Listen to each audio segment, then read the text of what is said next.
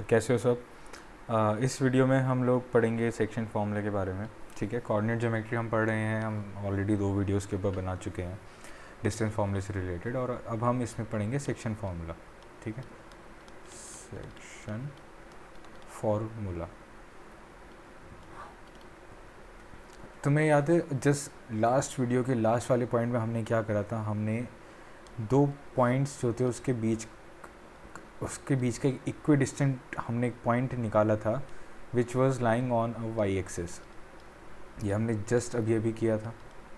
ठीक है, अब वाई एक्सिस पे हमारे पास एक वो बहुत ज़्यादा एडवांटेज आ जाता है कि एक तो इसके अंदर एक कोऑर्डिनेट 0 हो जाता है, 0, y हो गया इस p की वैल्यू, एंड दूसरा एडवांटेज ये हो जाता है कि ये दोनों साइड जो है ना आपस में इक्वल हो जाती हैं, तो हम आराम से A P is equals to P B कर सकते हैं। बट ऐसा हमें जो एडवांटेज है वो हर बार नहीं मिलेगा। कई बार हमें ऐसा मिलेगा कि हमें 2 पॉइंट्स के बीच में डिस्टेंस तो बताना है। ठीक है, ये 2 पॉइंट हैं, इनके बीच में हमें डिस्टेंस बताना है। 2 पॉइंट है, उनके बीच में हमें एक पॉइंट निकालना है। ठीक है, और ये हमारा एक पॉइंट है P, बट ये इक्वल नहीं है। A P here, A P is not equal to P B. ठीक है, बल्कि ये तो यहाँ ये जो है ना एक रेशियो में है, मतलब A P upon P B is in some ratio m,n। ठीक है, तो ऐसी सिचुएशंस आएंगी हमारे पास, और हमें उस टाइम पे हमें इस p की वैल्यू निकालनी होगी, p के कोऑर्डिनेट्स निकालने होंगे बेसिकली। तो वो हम किस तरह से निकालेंगे, हम इसके बारे में अब बात करते हैं। ठीक है, फिगर वही है हमारे पास ए बी। ठीक है, ए बी, ए के कोऑर्डिनेट्स हमारे पास हैं x1, y1, बी के कोऑर्डिनेट्स हैं हमारे पास x2, y2, p हमारे पास यहाँ पर कहीं है, उसके कोऑर्डिनेट्स हैं x, y। ठीक है, और ये रेशियो में डिवाइडेड है m, n। ठीक है, एक बार मैं फिर से लिख देता हूँ, A P upon P B is equals to m upon n। ठीक है, ओके। सो जो सेक्शन फार्मूला है, सेक्शन फार्मूले कि बेसिकली हमें पी एक्स और वाई की वैल्यू निकालनी है ना, तो ये जो x है, x की वैल्यू होगी, समझ लो अच्छे से। देखो, जो इधर वाला रेशियो है, जो सामने वाला रेशियो है, पहले हम बोलेंगे। ठीक है, तो n इंटू सामने वाला रेशियो और इसके वाला x कोऑर्डिनेट x1 प्लस ये वाला रेशियो m और इसके सामने वाला कोऑर्डिनेट b के साथ जो भी है x2, और डिवाइड बाय इन दोनों का जो सम है m प्लस n। ठीक है, सिंपल सा ये हमारे पास फॉर्मूला है। सिमिलरली y के लिए अगर मैं देखूं, n, सबसे पहले हम n लिखेंगे, n, और जो सामने वाला है दैट इज़ y1 प्लस फिर हम लिखेंगे m, और फिर जो m के सामने वाला है, m जिस पर है वो वाला नहीं लेना, जो उसके पास है वो वाला नहीं लेना, जो उसके दूर है हमें वो वाला लेना है। ये हो जाएगा y2 upon m plus n।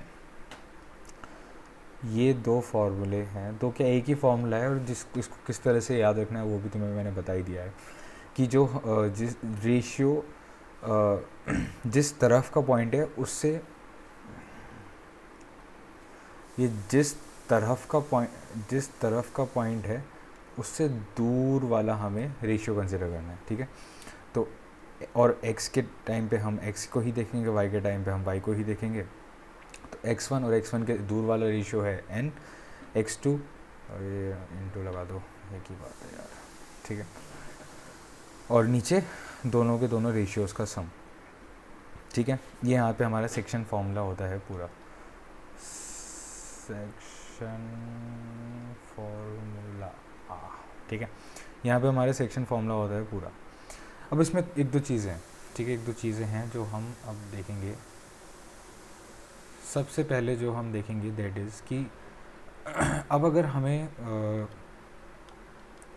एक पॉइंट निकालना है जो कि सेंटर में है, जो कि इस लाइन के बिल्कुल सेंटर में है, वो पॉइंट क्या होगा? एंड वो पॉइंट इस बार वाई एक्सिस पे नहीं है, मतलब इस बार x, y प्रॉपर रेशियो है, 0, y नहीं है वो।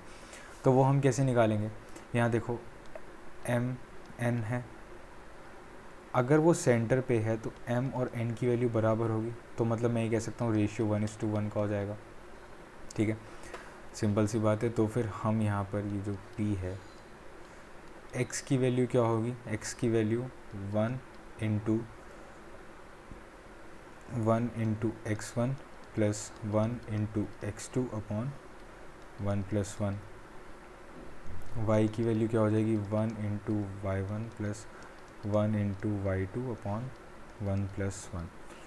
तो ये क्या हो जाएगा, x1 प्लस x2 का एवरेज और y1 प्लस y2 का हाफ। ठीक है, तो ये सिंपल सा हमारा फॉर्मूला है कि अगर तुम्हें सेंटर पॉइंट निकालना है किसी भी एक लाइन सेगमेंट का, तो वो इस तरह से तुम निकाल सकते हो। जो भी x कोऑर्डिनेट है, x कोऑर्डिनेट के सम का हाफ, बेसिकली जो x कोऑर्डिनेट्स का एवरेज है वो x होगा उस पॉइंट का, और जो y कोऑर्डिनेट्स का एवरेज है वो y होगा उस पॉइंट का। ठीक है, ये चीज़ पूरी होती है। अनदर इसको मैं स्टार मार्क कर देता हूँ ना, ये एक पॉइंट था।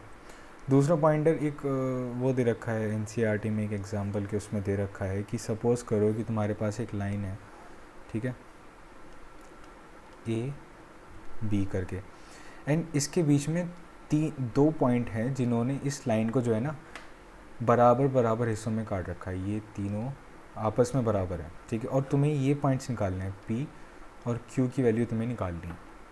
तो तुम इसको किस तरह से देख सकते हो, इसको तुम ऐसे देखो कि सबसे पहले तुम पी के हिसाब से देखो, पी के हिसाब से देखो तो ये आपस में इक्वल हैं, तो मतलब ये 1:1 का रेशियो है। अगर मैं पी के हिसाब से देखता हूँ, अगर मैं पी के हिसाब से देखूँ तो एक सेक्शन हम इसको मान लेते हैं और एक पूरा सेक्शन हम इसको मान लेते हैं, तो ये 1 और 2, तो ये 1:2 का हमारे पास रेशियो आ गया है। और फिर सिंपल से तरीके से p के लिए जो x की वैल्यू होगी वो क्या होगी, 2 into x1 plus 1 into x2 divide by 3, 2 + 1 3, and y की वैल्यू क्या हो जाएगी, 2 into y1 plus 1 into y2 divide by 3। आ गया, ठीक है, ये यहाँ से ऐसे p की वैल्यू आ जाएगी। और सिमिलरली फिर जब q की वैल्यू की बात आएगी तो फिर मैं दोनों तरीके से कर सकता हूँ। जब q की बात आएगी तो मैं इसको पूरे को ऐसे भी ले सकता हूँ 2:1 करके, या फिर मैं अब क्योंकि मेरे पास p ऑलरेडी आ ही चुका है तो फिर मैं 1:1 करके ये भी कर सकता हूँ। ठीक है, तो यहाँ से हमारी q की वैल्यू भी आ जाएगी। ठीक है, मैं एक बार चेक कर लेता हूँ कुछ रह तो नहीं गया इस पर्टिकुलर सेक्शन में। सच मुझे लगता तो नहीं कुछ रहा है, बस एक एरिया ऑफ ट्रायंगल रह रहा है जो कि एक बहुत छोटा सा कॉन्सेप्ट है, उसको हम अगली वीडियो में देख लेंगे। चलो कोई बात नहीं। सो इस वीडियो के लिए इतना ही, चलो ध्यान रखो, बाय।